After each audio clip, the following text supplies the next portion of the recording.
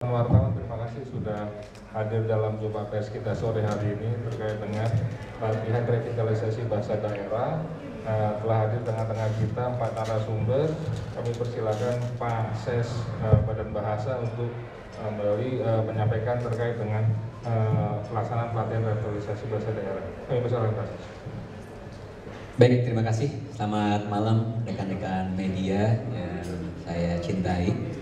Terima kasih sudah hadir bersama dalam acara revitalisasi bahasa daerah.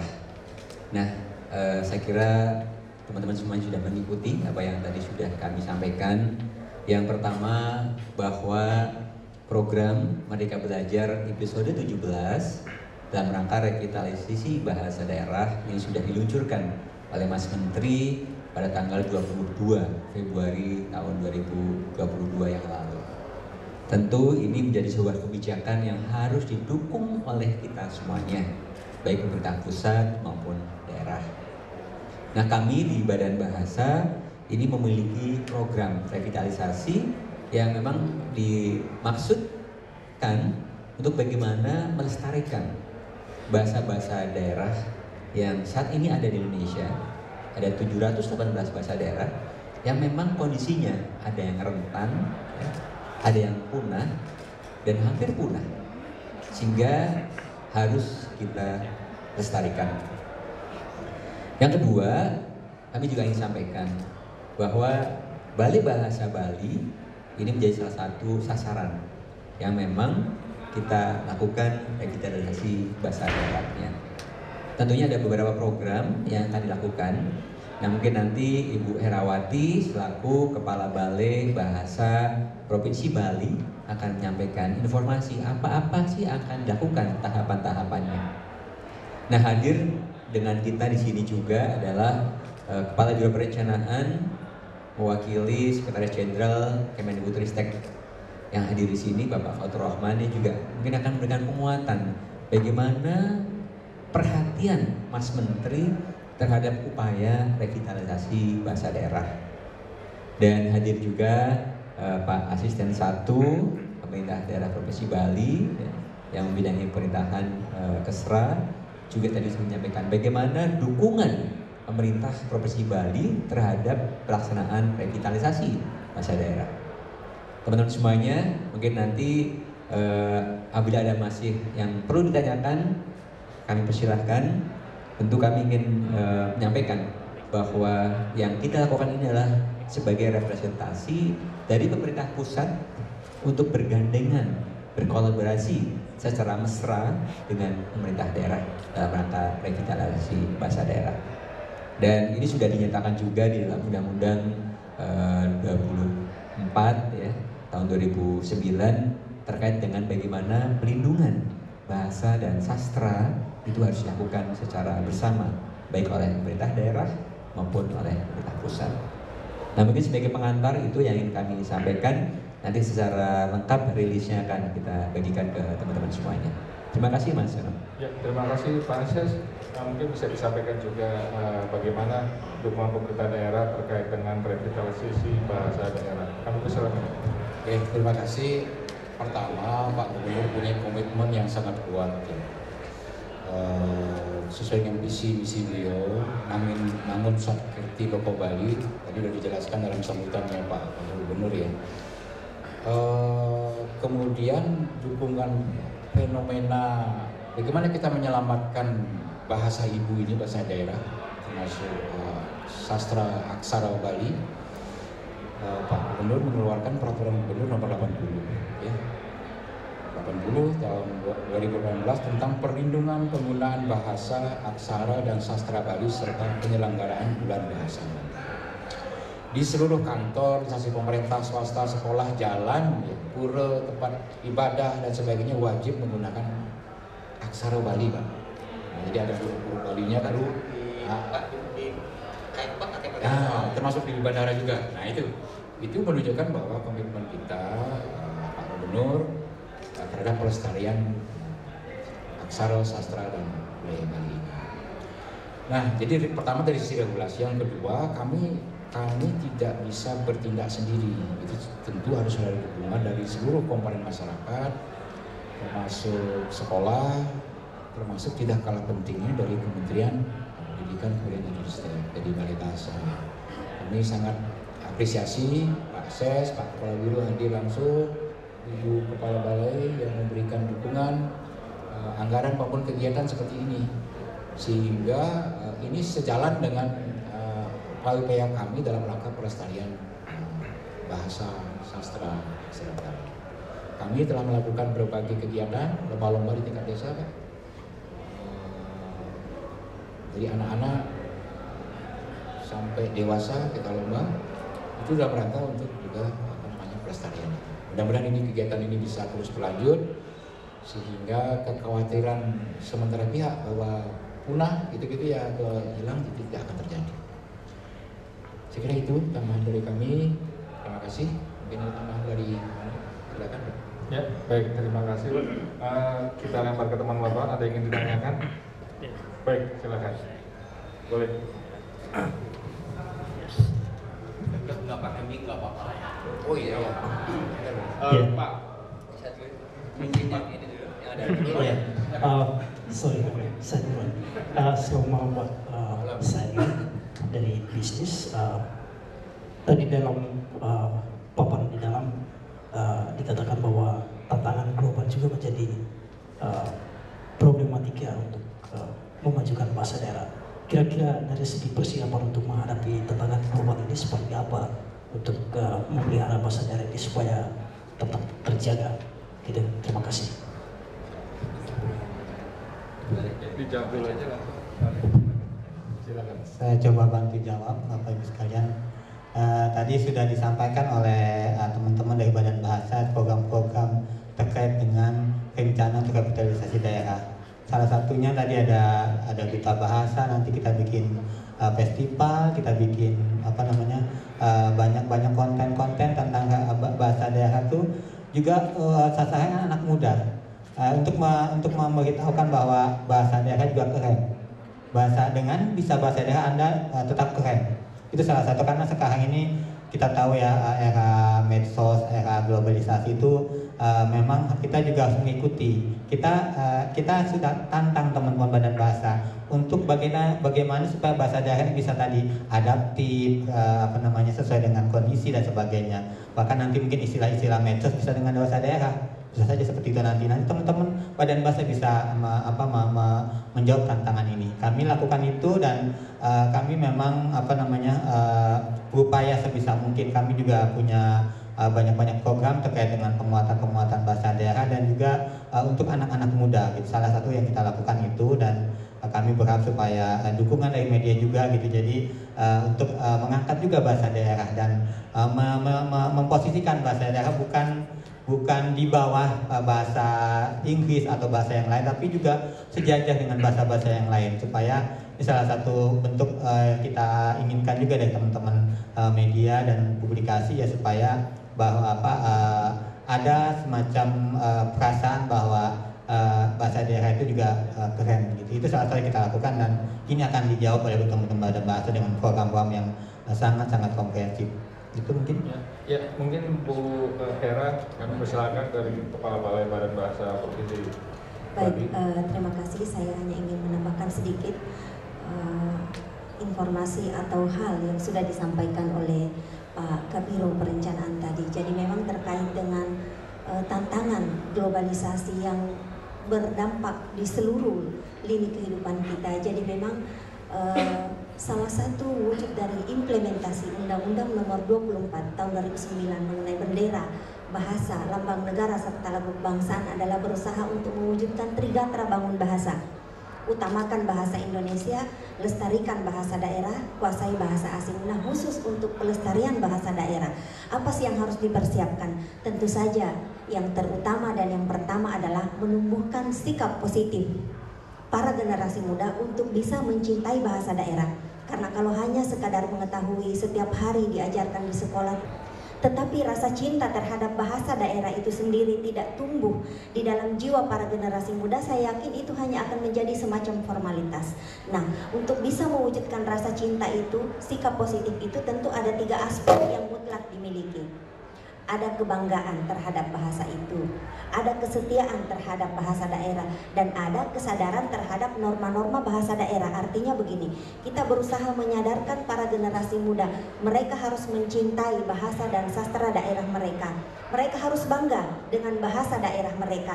Mengapa? Itu adalah bagian dari identitas kelokalan mereka yang tidak akan mungkin bisa terlepas dalam diri setiap insan, kan seperti itu. Lalu kesadaran akan norma-norma kebahasaan, tentu saja para generasi muda itu juga harus dibekali dengan pengetahuan mengenai bahasa daerah itu sendiri, sehingga perlu diajarkan di jenjang pendidikan formal. Nah, salah satu kelebihan kita di Provinsi Bali, ada Perda nomor 80 tahun 2018 mengenai pelestarian bahasa daerah. Itu yang bisa menjadi payung utama kita untuk bisa melestarikan bahasa daerah, untuk bisa menumbuhkan rasa cinta para generasi muda terhadap bahasa daerah. Mereka tidak akan pernah malu lagi untuk mengakui bahwa mereka adalah orang Bali yang bisa berbahasa Bali. Mereka harus memiliki rasa bangga itu. Mereka harus memiliki rasa cinta itu, dan mereka pun harus mengetahui bahasa Bali itu seperti apa, sehingga pengajaran di sekolah sebagai muatan lokal itu mutlak dilakukan. Dengan cara apa? Pewarisan seperti tadi, dengan cara yang kreatif. Mengapa? Kalau diajarkan dengan cara yang monoton, generasi muda pasti akan merasa bosan. Tetapi kalau bisa disampaikan bahasa daerah itu dengan cara yang kreatif, yang inovatif, misalnya seperti yang saya sampaikan tadi bahwa ada 7 jenis lomba. Untuk kedua jenjang, ada jenjang SD, jenjang SMP, lombanya itu pun bervariasi. Mengapa dibuat sedemikian rupa? Supaya mengikuti perkembangan zaman. Jadi bukan lagi misalnya duduk manis di dalam kelas, diajarkan bahasa Bali dengan cara yang monoton, tetapi generasi muda itu silakan berkreasi. Silakan berkreasi, sehingga akan tercipta dengan sendirinya ruang kreasi bagi para generasi muda itu untuk bisa mewujudkan rasa cinta mereka. Nah, kalau rasa cinta, sikap positif ini sudah terbangun, saya yakin bahasa Bali akan dapat lestari, dan generasi muda adalah para penentu keberhasilan upaya pelestarian bahasa daerah itu. Sekian dari saya. Baik, nah, kita lanjut ke dari Pak, silakan. Baik, selamat malam semua. Assalamualaikum warahmatullahi wabarakatuh. Tadi di dalam acara itu dijelaskan bahwa 718 bahasa daerah, kalau saya nggak salah 25 bahasa daerah terancam punah dan 11 bahasa daerah sudah punah. Mohon dijelaskan ke kami, 11 bahasa daerah itu bahasa daerah mana aja? Itu pertanyaan saya pertama. Terus yang kedua, soal dukungan kebijakan anggaran. Politik anggaran kan tentu sangat menentukan ketika program ini berjalan. Nah, apakah kemudian dukungan konkret dari Kemendikbudristek ini dalam politik anggaran juga masuk? Karena sampai hari ini kondisi yang terjadi di kawasan timur misalnya, bahwa bahasa daerah, ada beberapa provinsi sudah mulai menggalakkan seminar, FGD dan lain-lain. Tapi pertanyaannya, di daerah itu ada nggak kamus bahasa daerah? Kalau Bali kita tahu ada, tetapi kawasan timur itu tantangan besar. Dan untuk bisa soal kamus bahasa daerah ini kan juga tentunya membutuhkan anggaran ketika program ini didorong. Oleh karena itu, mungkin bisa dijelaskan ke kami dukungan politik anggaran dari kementerian seperti apa sampai ke daerah, terus kemudian apakah kalau itu ada, maka porsinya di pemerintah pusat seperti apa, pemerintah daerah seperti apa. Karena kendala di lapangan bahwa beberapa daerah ketika dia mencoba untuk memasukkan bahasa daerah yang dalam muatan lokal misalnya, itu kendalanya ada di kamus bahasa daerah itu. Jadi itu dua pertanyaan saya itu. Terus yang ketiga, satu lagi Pak, tadi kan dijelaskan ada 3 bahasa yang menjadi fokus dan prioritas yang sudah berjalan. Misalnya tadi disebutkan ada bahasa Sunda, ada bahasa Bugis, ada bahasa Jawa dan bahasa Toraja. Nah, itu seperti apa progresnya sampai dengan hari ini dan apa aja yang sudah dilakukan? Itu 3 pertanyaan saya kembali. Ya, silakan Pak Ses. Baik, terima kasih. Saya kira pertanyaannya sangat baik sekali ya. Di ada Pak Karo Perencanaan yang membidangi program dan anggaran, nanti bisa menyampaikan. Nah, mungkin juga nanti Mbak Bu Hera akan menyampaikan. Mungkin saya akan menanggapi terkait dengan bagaimana upaya terkait dengan yang kita lakukan.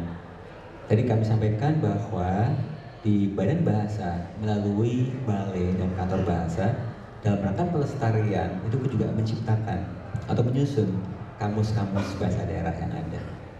Ini terus kita kembangkan dengan kolaborasi dengan komunitas bahasa daerah yang ada di daerah.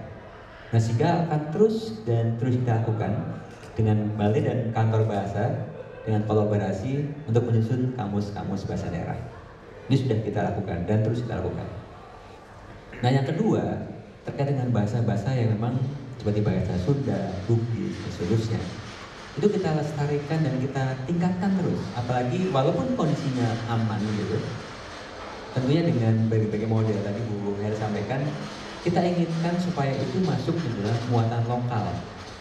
Kurikulum muatan lokal bahasa daerah yang diajarkan di kelas-kelas awal di SD, sehingga penutur muda itu terus dibina dengan bahasa daerah tersebut. Ini upaya-upaya dalam rangka pelestarian bahasa daerah tersebut. Nah, sehingga progresnya kalau dilihat memang secara kondisi masih tetap terjaga, ya, karena masing-masing di daerahnya pelaksanaannya juga dilakukan melalui konteks kurikulum muatan lokal di daerahnya.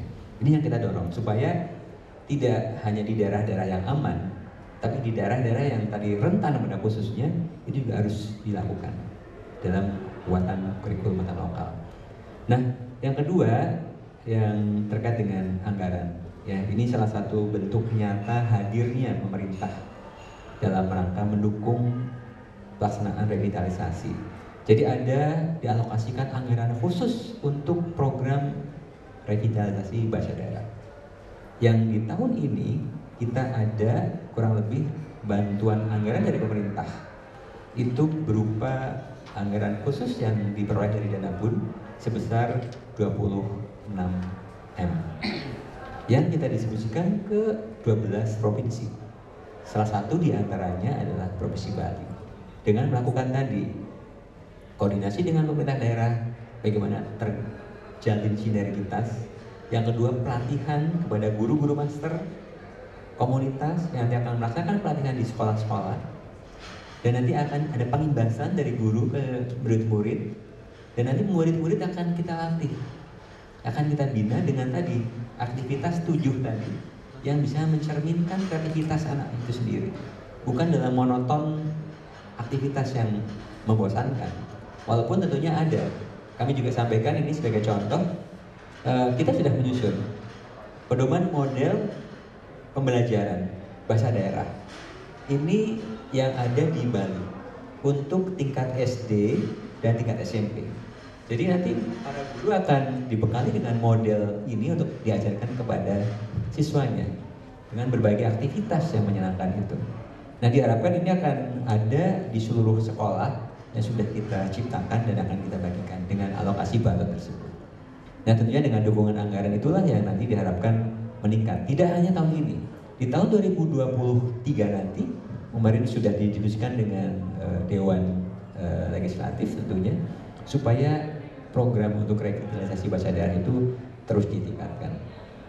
Nah, mungkin Pak Watur menambahkan dulu tentang kebijakan penganggaran. Nanti Bu Heri bisa menambahkan yang bahasa yang punah itu. Terima kasih Pak Hafiz. Jadi kami sampaikan Bapak Ibu sekalian, revitalisasi bahasa daerah itu merupakan bagian dari prioritas nasional.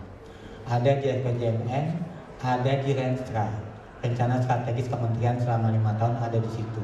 Jadi untuk menjamin bahwa program revitalisasi daerah bahasa daerah itu akan tetap bisa kita anggarkan, ada di prioritas nasional, bagian dari prioritas nasional di Kemendikbud, bagian dari rencana strategis. Sebenarnya Bapak Ibu sekalian, bahasa daerah adalah salah satu bagian yang juga menjadi tugas dan tanggung jawab pemerintah daerah. Sebab itu kami pada setiap awal tahun kami punya namanya Musrenbang, Musyawarah Perencanaan Pengembangan Nasional, Pembangunan Nasional. Itu kumpul semua daerah, provinsi, kabupaten kumpul semua. Kami sampaikan ini juga bagian dari prioritas kita semua. Jadi kami advokasi pemerintah daerah untuk mencoba menganggarkan juga program-program terkait dengan revitalisasi bahasa daerah. Sebabnya kami menghimbau nih, alhamdulillah nih Bali sudah sangat-sangat kooperatif, sudah ada perdanya sudah ada. Kami berharap semua provinsi kabupaten punya perda seperti Bali, sehingga ada komitmen dari daerah. Jadi kalau sudah ada Perda itu nanti dalam penganggaran lebih mudah. Teman-teman di Dinas Pendidikan atau Dinas Kebudayaan bisa mengusulkan program-program terkait dengan revitalisasi bahasa daerah. Itu salah satu cara kami melakukan advokasi setiap awal tahun, diskusi dengan teman-teman Pemda dan pemerintah dan dengan Dagri, Bappenas dan Kementerian Keuangan untuk memberikan advokasi kepada semua bahwa revitalisasi bahasa daerah adalah salah satu tugas kita semua. Sehingga mohon Pemda-Pemda bisa seperti Bali yang sangat kondusif untuk menganggarkan, membuat peraturan, bahkan juga ada ada program-program yang terkait dengan bahasa di daerah di tempat publik ya. Tadi Bapak asisten bisa menyampaikan ada hari bahasa Bali tiap hari apa Kamis ya. Kamis ada bahasa Bali. Itu kan salah satu cara-cara yang bisa dilakukan oleh Pemda. Kami berharap semua Pemda itu bisa seperti ini. Nah, jadi kalau sudah seperti ini kan kemungkinan tadi disampaikan punahnya akan bisa lebih dijaga ya Bapak Ibu sekalian. Mungkin itu dari kami. Ya. Ada lagi? Bu Hera mungkin menambahkan tadi yang tentang bahasa apa yang punah ya. Silakan Bu. Terkait dengan bahasa daerah yang punah, jadi menurut data dari Badan Pengembangan dan Pembinaan Bahasa, karena memang yang sudah terdata itu 718 bahasa daerah yang sudah teridentifikasi sebagai bahasa. Nah, ada 11 bahasa yang dianggap sebagai bahasa yang punah. 9 bahasa itu berada di wilayah Maluku, itu yang terbanyak, ada 9 bahasa daerah di wilayah Maluku dan dua lainnya itu di Papua Barat dan Papua. Ada bahasa Tandia di Papua Barat, bahasa Mawes di Papua, dan 9 lainnya itu ada di wilayah Maluku. Jadi kalau untuk wilayah Maluku itu ada bahasa Kayeli atau Kajeli, lalu ada bahasa Piru, bahasa Moksela, bahasa Palumata, bahasa Ternateno, bahasa Hukumina, bahasa Hoti, bahasa Serua, dan bahasa Nila. Nah, bahasa-bahasa daerah ini sudah dinyatakan punah. Dinyatakan punah jika tidak ada lagi penuturnya sama sekali, tidak ada pendokumentasiannya sama sekali. Mengapa bahasa daerah yang ada di Indonesia itu bisa terancam punah, meskipun misalnya kalau secara kuantitas jumlah penutur itu masih banyak, tetapi jika jumlah penuturnya berusia di atas 40 tahun atau bahkan berusia di atas 50 tahun dan tidak ada pewarisan kepada generasi muda, maka pasti suatu saat akan mengalami perubahan, akan bergeser. Jadi daya hidup atau vitalitas bahasa itu pasti akan bergeser dari status aman, rentan, terancam punah sampai akhirnya punah. Mengapa bisa terjadi seperti itu? Dari 718 bahasa daerah yang ada di Indonesia, sangat sedikit bahasa daerah yang sudah memiliki sistem aksara sendiri, ada pendokumentasian dan ada pewarisan kepada generasi muda.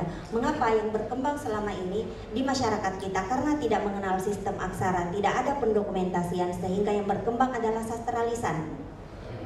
Nah, jika sastralisan ini tidak didokumentasikan, tidak diwariskan kepada anak-anak kita, pasti itu akan punah. Apalagi jika penuturnya berusia tua, tidak ada pendokumentasian. Ketika penutur jati bahasa tersebut sudah meninggal, otomatis itu akan terputus di situ. Nah, disitulah bahasa daerah itu akan punah. Nah, kita sangat bersyukur di Bali situasi bahasa, makanya di dalam pelaksanaan revitalisasi bahasa daerah ini, bahasa Bali masuk dalam kategori model A, artinya secara kuantitas jumlah penuturnya juga masih banyak dan masih digunakan sebagai bahasa yang dominan di dalam masyarakat. Berarti situasi di Glosia, masyarakat di Bali ini masih cenderung stabil. Artinya bahasa daerah Bali itu masih digunakan terutama di dalam ranah keluarga. Mengapa? Karena ranah keluarga adalah salah satu ranah pewarisan utama dan terutama bahasa daerah. Selain di dalam ranah sosial atau kemasyarakatan, ranah pendidikan. Nah, jika hal itu kita biarkan terjadi, misalnya para penutur jati bahasa daerah itu sudah meninggalkan bahasa daerahnya, maka suatu saat bahasa daerah yang dalam posisi aman pun pasti akan mengalami kemunduran, lalu akan terancam punah. Seperti itu. Ya, mungkin ini Pak mohon izin, ini ada adik-adik kita duta bahasa, ini bisa maju deh, bisa menyampaikan testimoninya. Nah, ini ada anak milenial kita nih yang membantu di Bali untuk melestarikan bahasa-bahasa daerah. Apa aja yang dilakukan oleh adik-adik duta bahasa dalam melestarikan bahasa daerah? Baik, Silakan. sebelumnya saya mengucapkan selamat malam terlebih dahulu. Mohon izin Bapak, Ibu, seluruh hadirin yang ada di sini, tentunya menjadi kehormatan untuk saya dapat mewakili teman-teman di Duta Bahasa Provinsi Bali. Khususnya di paguyuban ini kami memang memiliki visi dan misi yang sejalan dan seiring dengan Balai Bahasa Provinsi Bali. Dan khususnya berkaitan dengan kami, untuk nama sendiri, nama saya Ana Agung Ayu Miradianti, saya merupakan Duta Bahasa Provinsi Bali 2021. Jadi selama ini saya sudah bersama dengan Duta Bahasa Provinsi Bali, banyak kegiatan yang kami lakukan. Bapak Ibu, tidak hanya berkaitan dengan bagaimana kami mengutamakan bahasa Indonesia, tapi kami melestarikan bahasa daerah dan juga berusaha untuk menguasai bahasa asing untuk dapat bersaing. Dan khususnya untuk bahasa daerah ini, kami tentunya membuat beberapa hal yang cukup menarik dan inovatif, dan khususnya revitalisasi bahasa daerah yang kami lakukan ini lebih ranahnya banyak menyangkut ke media sosial. Jadi kami menjangkau anak-anak generasi muda melalui media kami, platform kami di Instagram serta YouTube, serta didukung penuh oleh Balai Bahasa Provinsi Bali, di mana beberapa kegiatan yang sudah kami lakukan Bapak Ibu, yaitu dimulai dari Kamus 3 Bahasa, di mana program ini merupakan program kami, di mana Duta Bahasa Provinsi Bali memperkenalkan bahasa Bali, menasionalkan dan menginternasionalkan. Jadi kami menyebutkan kalimat bahasa Bali, kemudian ditranslate ke bahasa Indonesia serta bahasa asing agar lebih dikenal lagi. Kemudian kami juga ada Paribasa Bali, jadi Bapak Ibu bisa lihat melalui media sosial kami, yaitu kami menghadirkan cecipet dan kemudian belat badan, sesenggakan serta sesonganan, yang mana kami menghadirkan materi ini melalui ilustrasi menarik di media sosial. Dan materi ini juga kami sebarkan luas, ada yang berupa video juga, ada yang berupa seperti pamflet, demikian. Dan yang terakhir, ini yang tidak kalah menariknya juga, karena mungkin anak-anak dan generasi muda lebih senang jika menyanyi. Nah, jadi kami membuat konten lagu daerah. Konten lagu daerah ini yang kami gerakan bersama-sama di paguyuban. Jadi Bapak Ibu tidak hanya ketika tahun menjabat saja, karena kami terus menjalin komunikasi dengan paguyuban yang sudah senior untuk bersama-sama mengkolaborasikan ide. Seperti itu.